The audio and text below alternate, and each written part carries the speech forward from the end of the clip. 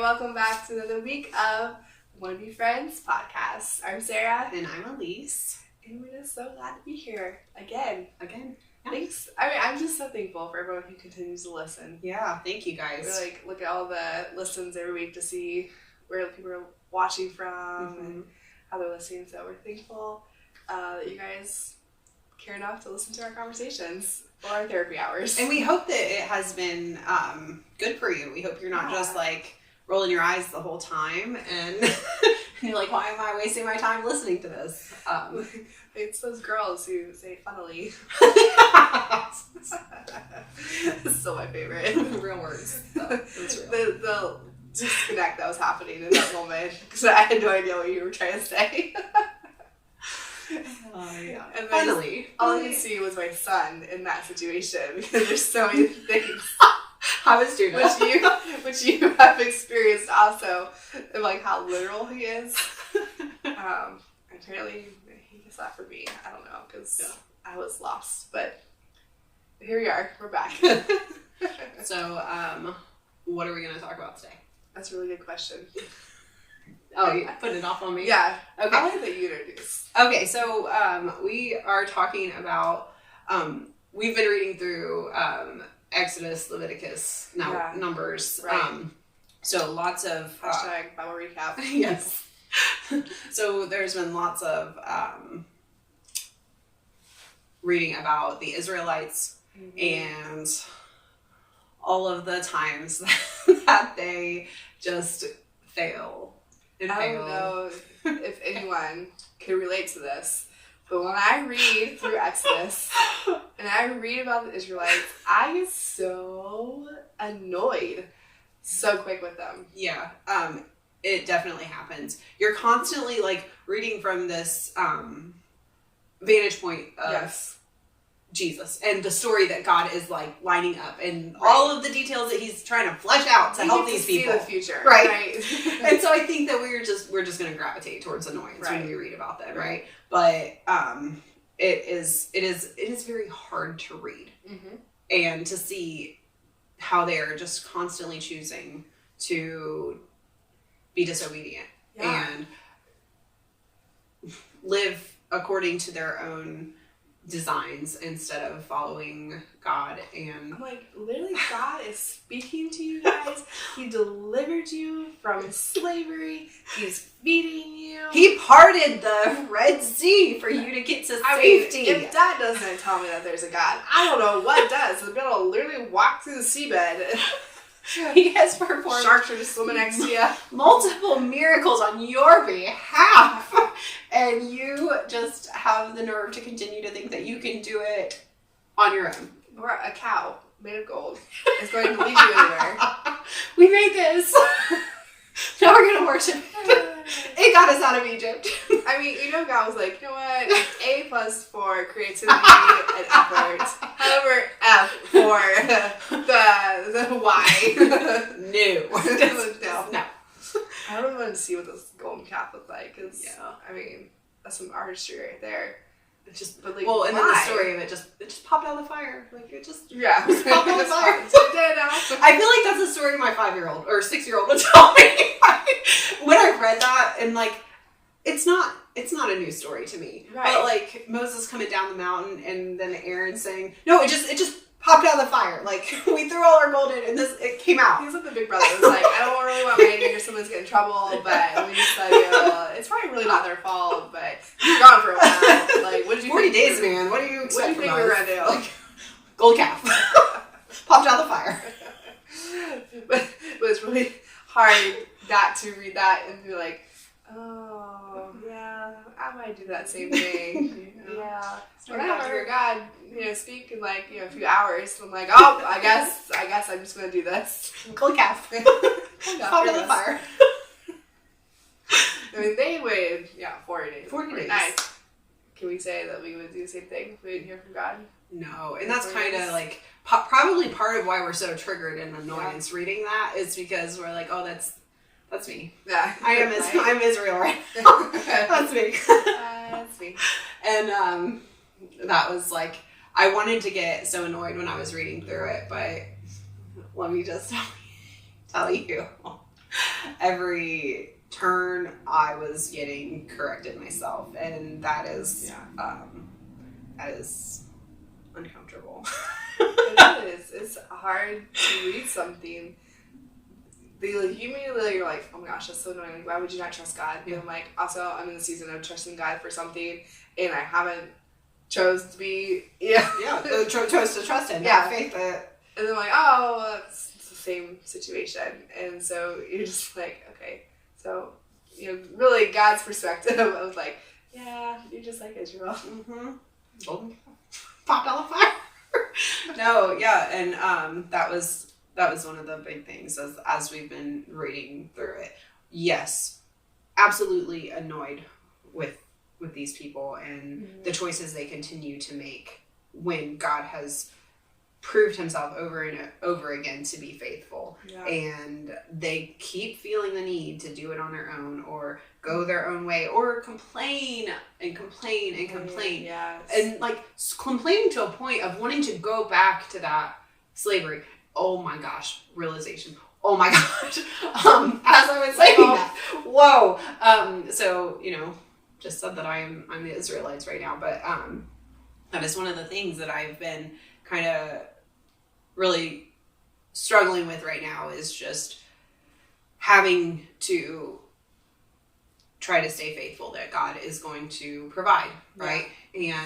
And they were complaining about their situation and feeling that He wasn't providing in a way that they were happy enough with, that they grumbled and wanted to go back to Egypt, go back to that slavery. And here I am like complaining about the way that He's choosing to provide and how that looks different than what I expect from Him, and wondering like, should I go and take on a full-time job and change all of these things that I know that God has lined up so that I can do this and get to be home with my kids and stuff? Should I like put all that aside and go back to Egypt?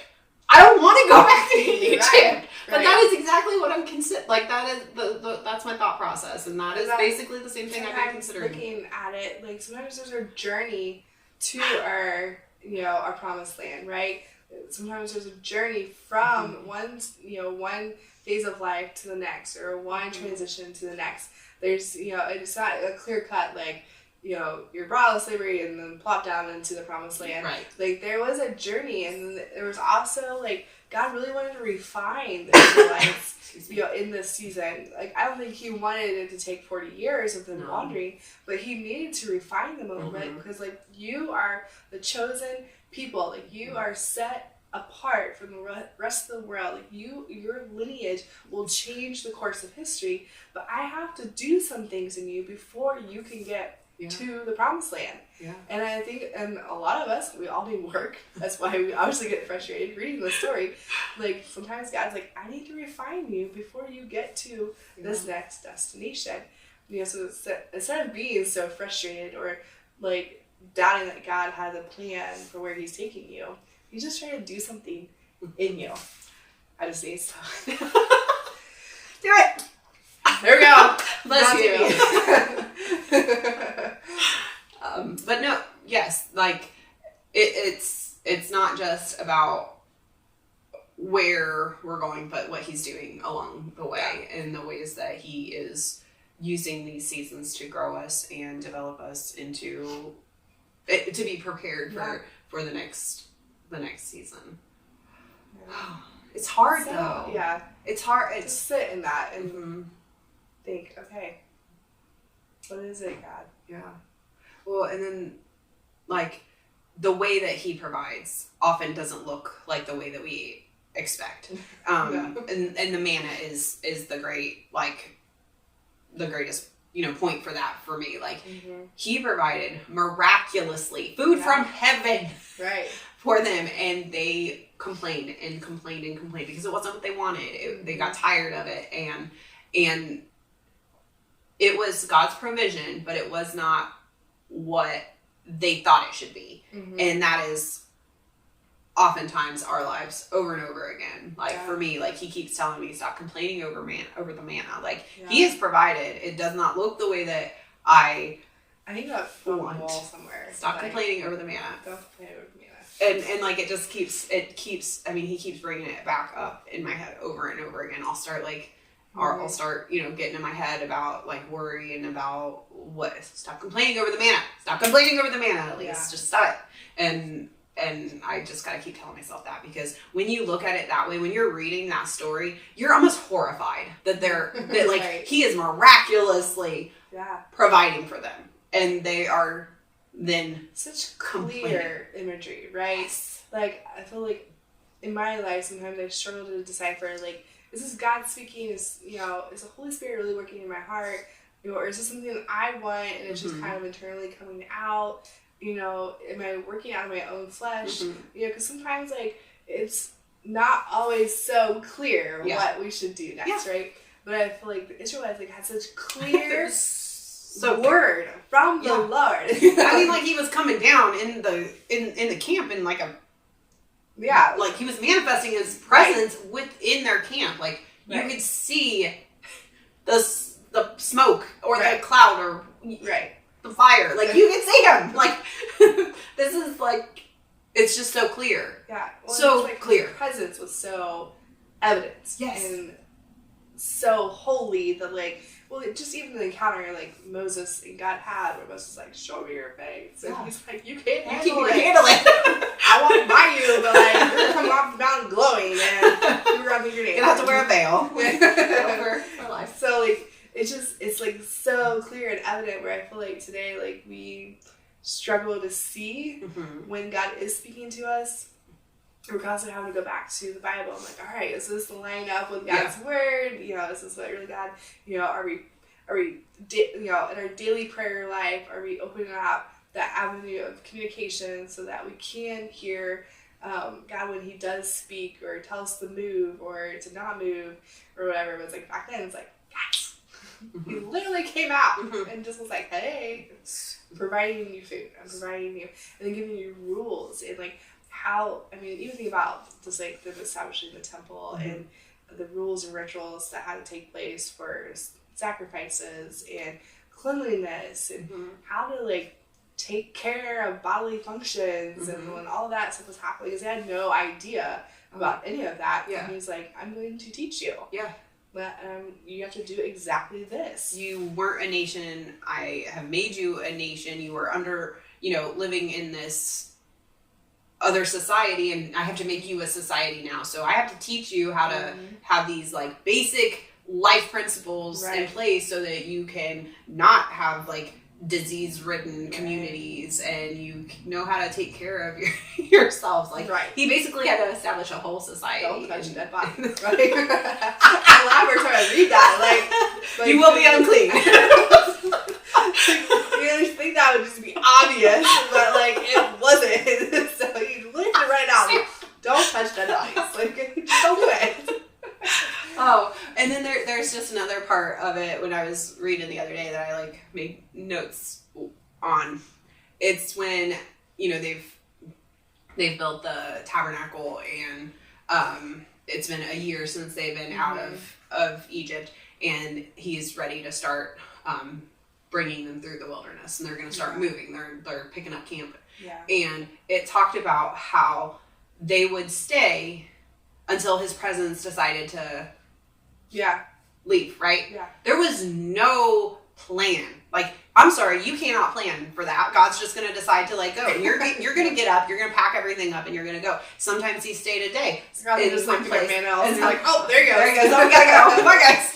And it was just so almost earth-shattering in my head to think about just being at the whim of someone else's plans. And even if it is the creator of the universe, having to, like, to submit myself under that planning of someone else, because we have talked in this podcast about how I am a planner. I like to have my days scheduled out, but if you're a doer also, you're like, I'm constantly doing, and I'm trying to do this, God, where you can't go, you can't move. Like, no, you gotta wait for me and my puny little human self, like, creator of the universe, please hold up.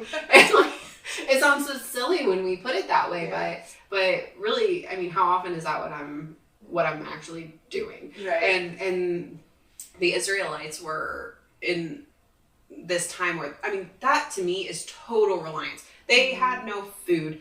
They got food from heaven. They had no water. They got water from a rock. And then those two things plus having to just wait and then pick up and be ready to go. Like, there's no planning. There is nothing. Like, you just do when you're told. And like, wow. It's like, oh, that would be so hard. We struggle so hard to trust and to move when God moves, or to be on board when God is moving. And I think a lot of dissension and stuff that will happen in churches when God's doing a mighty thing through a group of people, or through a whole church, but then like some people just aren't as bought in, or they're just like not like in a place where they're ready to let God move in their lives, and so like that can cause a lot of frustration. And it's like, I'm not on board. Like, they just like, you guys do whatever. But like, because you're just not in a place to trust God to move, and there's a move when He is moving. And I think that's such it's such a hard thing, right? But it's an important lesson to learn also, that God is on the throne. Yeah, like, He is sovereign. Yeah, but I'm on the flip side. Okay, you look at Moses' relationship with God, and how even Moses was like, "Hold up, please do not smite them off the planet.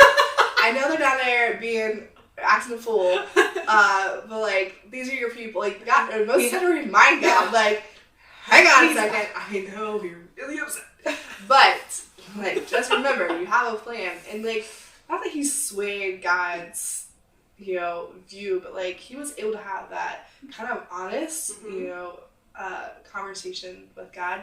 And several people throughout the Bible, like we just read through our She Reads Truth, Everything New, and there were several instances, even like I'm just losing it, Sodom and Gomorrah, and it was like, if I find this many righteous people, please don't, Abraham, there we go. I knew I'd get there eventually.